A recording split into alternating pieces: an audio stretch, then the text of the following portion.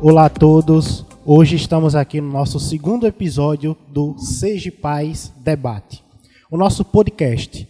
E nesse segundo episódio a gente vai estar abordando o tema que agora a gente está iniciando a campanha de 18 de maio, a campanha de combate ao abuso e à exploração sexual de crianças e adolescentes.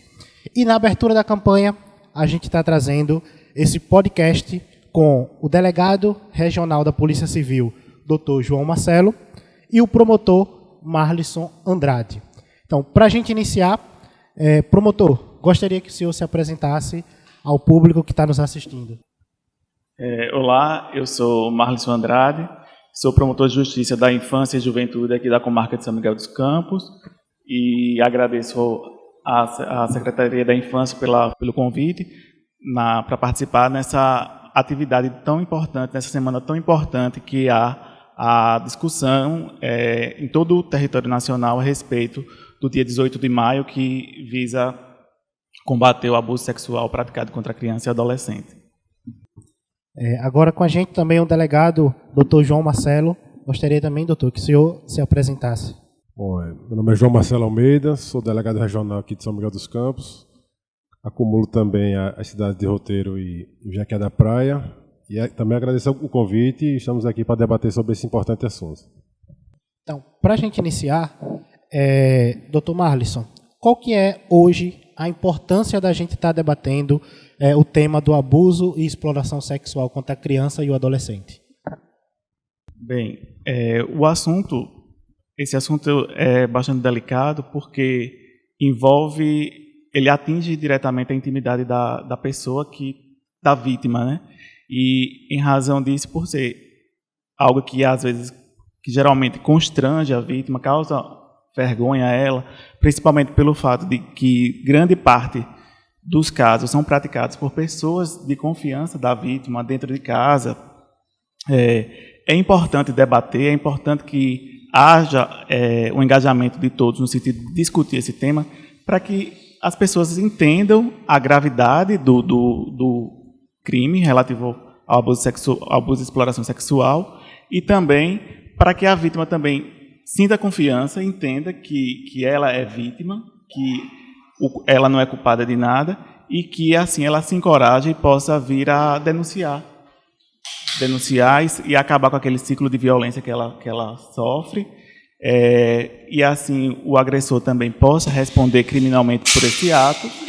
E é importante também para que haja um olhar da sociedade e um comprometimento da sociedade nesse sentido, e um engajamento para que sejam estabelecidas políticas de proteção e o engajamento para tentar minimizar esse tipo de violência, principalmente porque muitas vezes, como eu falei no início, as vítimas se sentem envergonhadas, acham que ela que é a culpada, acham que ela que deu causa, quando na realidade não é.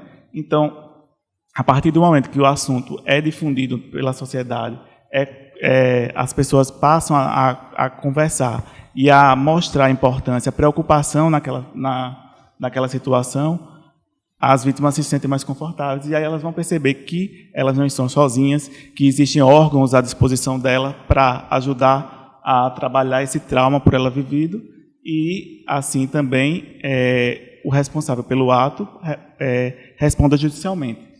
Então, hoje, doutor, a gente tem realmente ainda essa dificuldade, né, das pessoas denunciarem, de fazer a denúncia, tem aquela retração.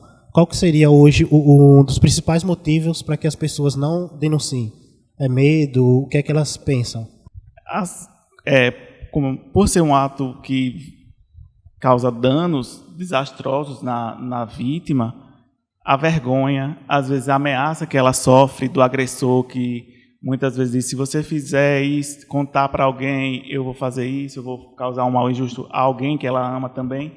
Então, às vezes, ela, por querer se proteger por vergonha e também por proteger alguém que ela ama, ela acaba, às vezes, tentando não fazendo a denúncia. Mas tem mudado essa situação, esse contexto, as vítimas têm se encorajado mais, têm feito mais denúncias, mesmo nessas situações em que elas se sentem constrangidas, que elas se sentem ameaçadas. Quando elas conseguem obter uma oportunidade de fazer essa denúncia, elas têm feito. Isso. Doutor João, hoje, a violência sexual ela só acontece nos ambientes que tem onde o socioeconômico ele é um pouco desfavorecido, ou em outros ambientes também? Infelizmente, a gente vê mais frequência onde a questão socioeconômica é mais precária, né? Porque, às vezes, uma família grande, o pai e a mãe trabalham fora, não tem com quem deixar as crianças. Às vezes deixa com o vizinho, o padrasto fica tomando conta. Aí, realmente, infelizmente, nessas camadas da sociedade, da população, a gente sente essa incidência maior dessa questão desse crime. Mas isso não impede que ocorra em famílias mais abastadas, né? Como também já pegou casos nesse sentido. Mas, infelizmente, é nessas situações que eu mencionei agora. E hoje, quais são as penalidades para os crimes de abuso sexual e da exploração sexual? O que tem mais incidência é a questão do estupro de vulnerável, o artigo 217-A do Código Penal, que tem uma pena de 8 a 15 anos, que quando uma pessoa tem conjunção carnal ou abusa sexualmente de uma menor de 14 anos. Não vai poder alegar que ela teve concordância com o fato, porque a lei é bem clara nisso. E outra questão que também tem muita incidência é a questão da exploração infanto-juvenil, que é abaixo de 18 anos. Se a pessoa tiver alguma relação sexual com a menor de 18 anos, mesmo que seja consensual, mas tenha a troca de algum favor, pode ser dinheiro, pode ser presente, não precisa ser só dinheiro, né? Também tem uma pena de 4 a 10 anos, são os crimes mais comuns, né? E assim, com o avanço da tecnologia, né, a gente tem notado, a legislação vai avançando também para acompanhar esses crimes. Semana passada mesmo a gente deflagrou uma operação aqui em São Miguel dos Campos, que um cidadão daqui armazenava e compartilhava material pornográfico infantil. Imagens muito pesadas assim de crianças sendo exploradas por adultos, né? Aí nessas situações a pena pode chegar a 6 anos.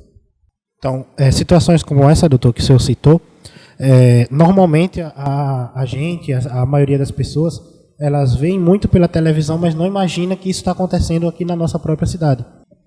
Pois é verdade. Agora sim, através da tecnologia também, a gente identifica o usuário, né? Infelizmente teve casos aqui, e essa investigação iniciada meses atrás, que deflagrou na operação semana passada, a gente tem indício de outras pessoas aqui em São Miguel que vinham praticando o mesmo crime. A gente vai continuar investigando até identificá-los. Doutor Marlisson, hoje, quais são as principais diferenças entre o abuso e a exploração sexual? Como o doutor João já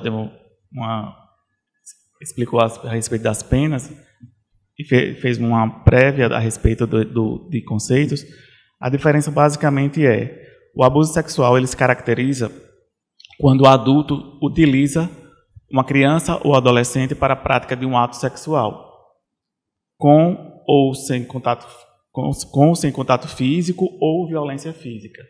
É quando o indivíduo, o adulto, pratica sexo com a criança diretamente, ou quando ele obriga que ela presencie a prática de um ato sexual com o objetivo de satisfazer o interesse sexual dele ou de outra pessoa. Já a exploração sexual, ela se caracteriza quando o adulto se utiliza de uma criança ou adolescente com a finalidade de lucro ou troca, seja lucro de natureza financeira ou qualquer outra espécie. A exemplo da prostituição, redes de tráfico, pornografia, dentre outros. A diferença é basicamente essa. No abuso, o contato direto da criança com o agressor, e na exploração sexual ele utiliza a criança para fins lucrativos. Hoje, tanto na promotoria quanto também na Polícia Civil, a gente consegue identificar uma mudança nesses últimos 2 anos, de acordo com a questão da pandemia? Se a gente conseguiu identificar aumento de casos ou diminuição de casos nesse período da pandemia? houve um aumento de casos nesse período da pandemia, principalmente porque nesse período em que as crianças e os adolescentes ficaram fora da escola, passaram a ficar mais tempo dentro de casa e ali em maior contato com os autores dos abusos, foi possível constatar um aumento, sim, de casos. Mas também, nesse período, houve também muitas denúncias. Muitas vítimas tiveram coragem de denunciar os seus agressores. Inclusive, aqui em São Miguel dos Campos, tivemos algumas denúncias, adolescentes que, numa oportunidade que tinha de conversar até com a diretora da escola, informava que estava sendo vítima de abuso sexual. Através de conselho tutelar, conseguimos obter, fazer com que essas vítimas fizessem as denúncias. E, inclusive, há uma pesquisa recente realizada pelo Fórum Brasileiro de Segurança Pública, foi constatado que, entre os anos de 2019 e 2021, grande parte dos crimes praticados contra crianças e adolescentes foi de violência sexual.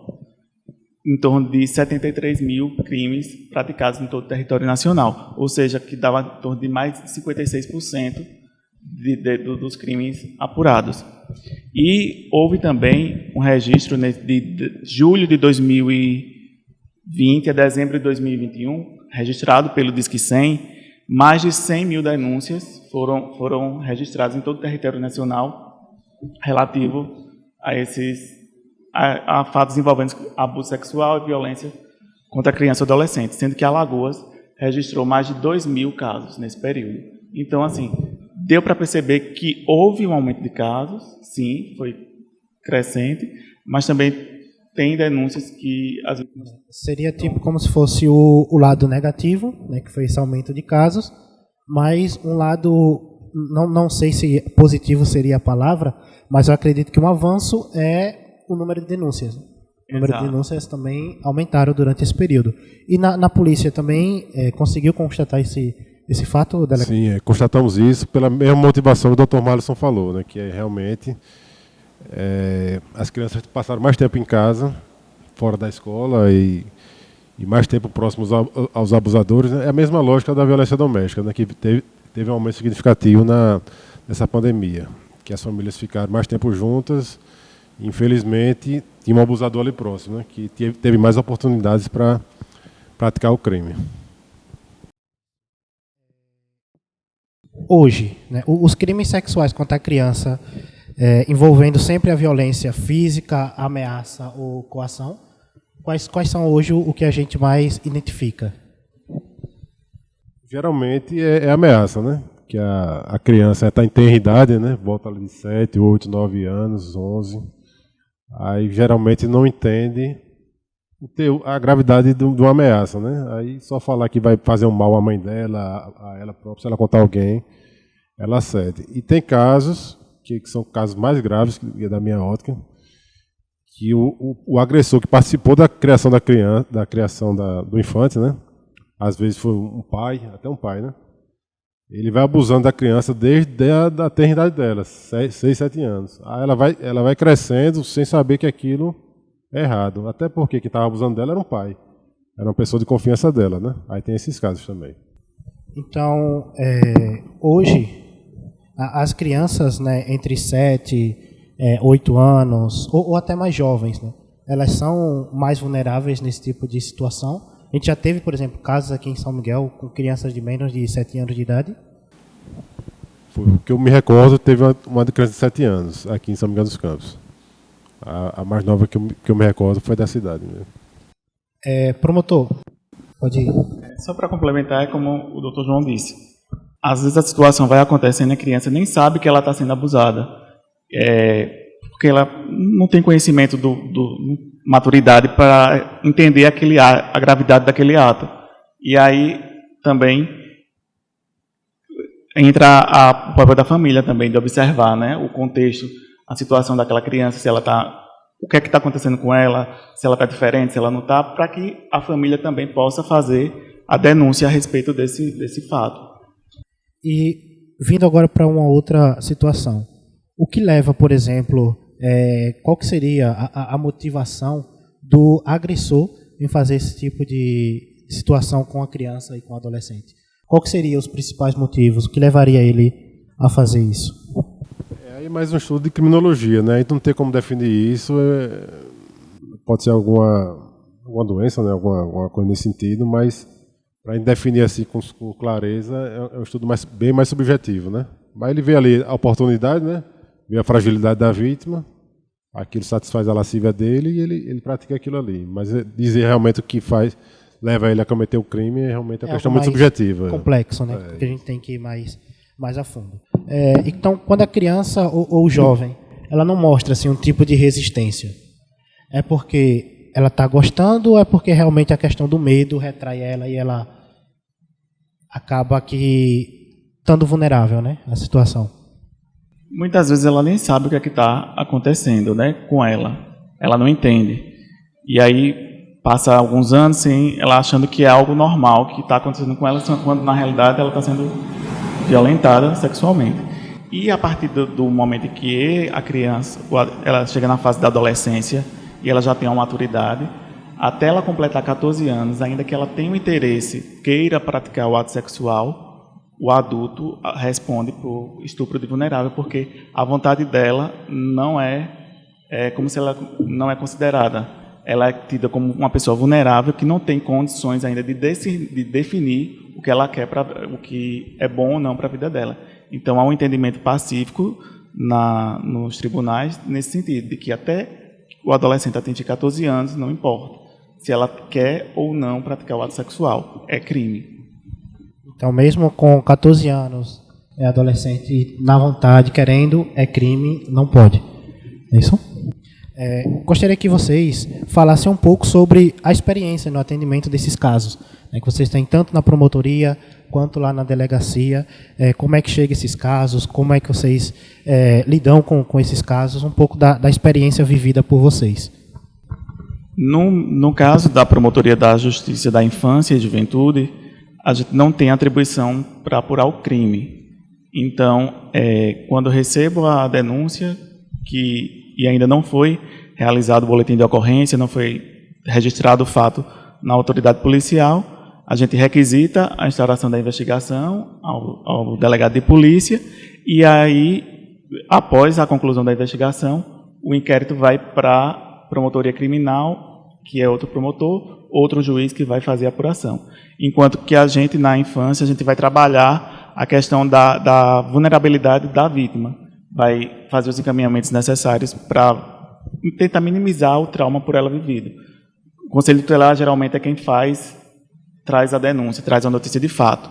E, a partir do momento, a gente aciona o CREAS, CRAS, o órgão que, para fazer o acolhimento daquela vítima, avaliar o que ela precisa e fazer os encaminhamentos devidos. Se ela precisa de um acompanhamento médico, se ela precisa de um tratamento psicológico ou psiquiátrico e, se for necessário, a adoção de alguma outra medida, a gente ingressa com a ação judicial. Então, todos esses casos, a promotoria vai acompanhando a vítima com toda essa assistência, né? Encaminhamento psicológico. Isso, a gente vai acompanhando até que seja constatado que ela não tem mais vulnerabilidade, que ela já está bem para seguir a vida dela. Mas tem algum prazo definido, doutor, ou depende muito do caso? Não, depende de como ela vai evoluir. Quando geralmente a equipe técnica que acompanha, o CREAS, geralmente, eles informam, a vítima agora já está bem, ela já está estruturada, está frequentando a escola, está tendo uma vida saudável, está sem maiores problemas, aí já entendemos que a questão foi solucionada. E na Polícia Civil, doutor, como é que chegam os casos, como é a experiência para esse tipo de situação? Bom, geralmente, assim como a gente falou aqui anteriormente, a criança não entende que vem sendo abusada, no início, né? Depois que ela entende a gravidade do fato.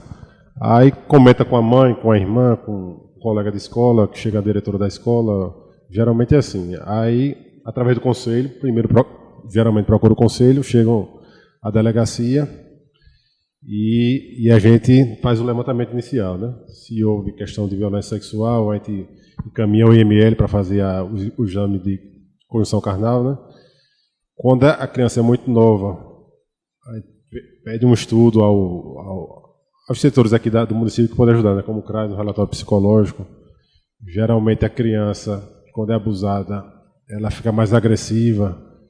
Quando ela tem contato com outro adulto, né, com a mãe ou com o pai, ela toca na parte íntima da mãe ou do pai, porque ela aprendeu a fazer aquilo com o abusador. Aí geralmente é esse tipo de... Isso são coisas que a mãe já pode também identificar. Isso. A mãe já pode identificar esses sinais, né, que ela apresenta e relatar para a gente na delegacia.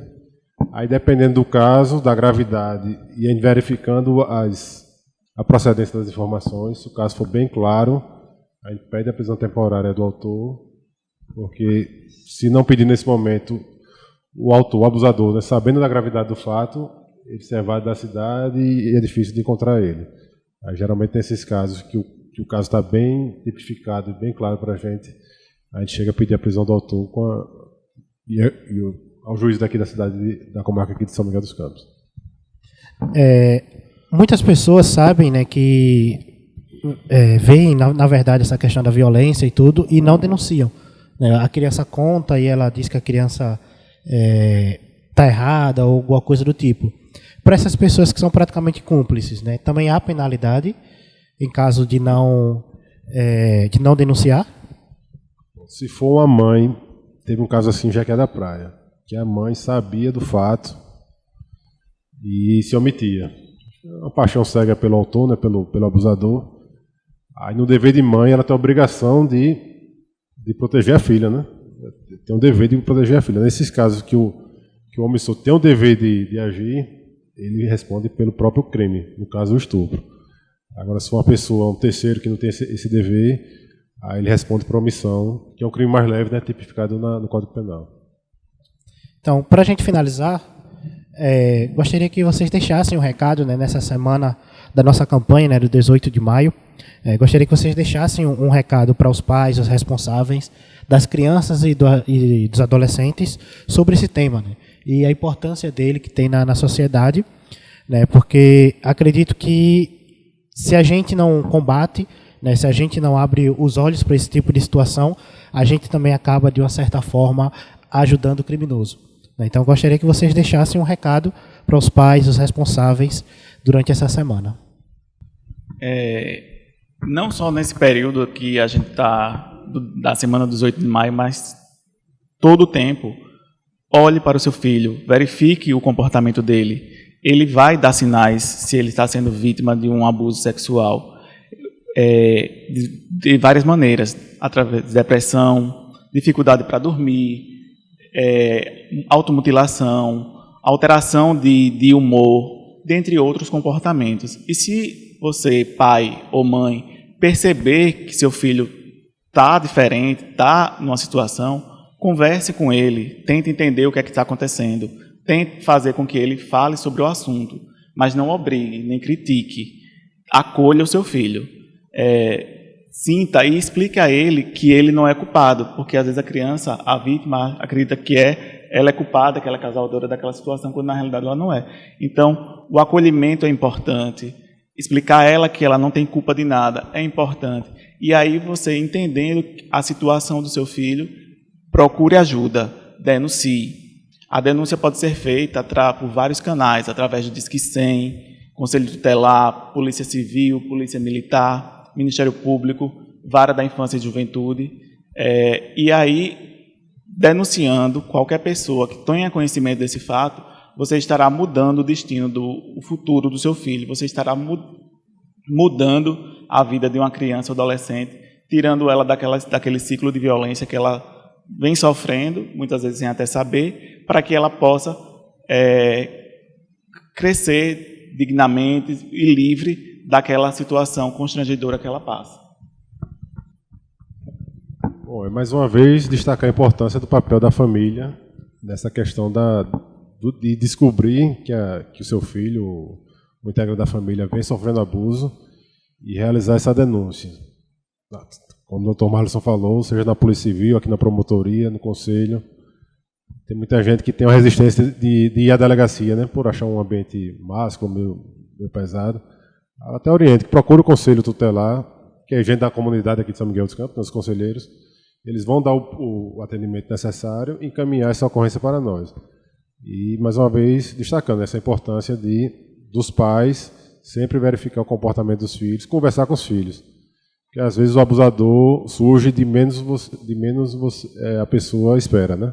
É um parente próximo, é um vizinho próximo. Aí reforçamos esse pedido aqui, esse alerta, né? E a Polícia Civil também está aberta através do disco de denúncia do 181. E só para complementar, como o doutor João falou, às vezes a pessoa tem medo de fazer a denúncia.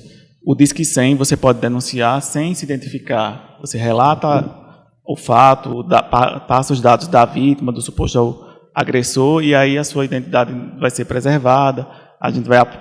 Os órgãos vão apurar a veracidade da denúncia e adotar as providências necessárias.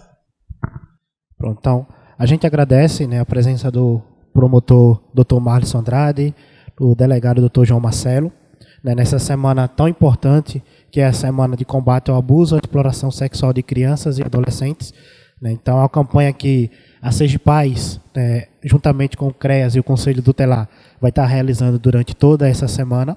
Né. Então, a gente conta com vocês, né, a população também, para que nos ajudem nessa campanha, não só durante a semana, mas também durante todo o ano. Então, esse foi mais um Sergipaz Debate, hoje trazendo o assunto do combate à exploração e o abuso sexual contra a criança e adolescente.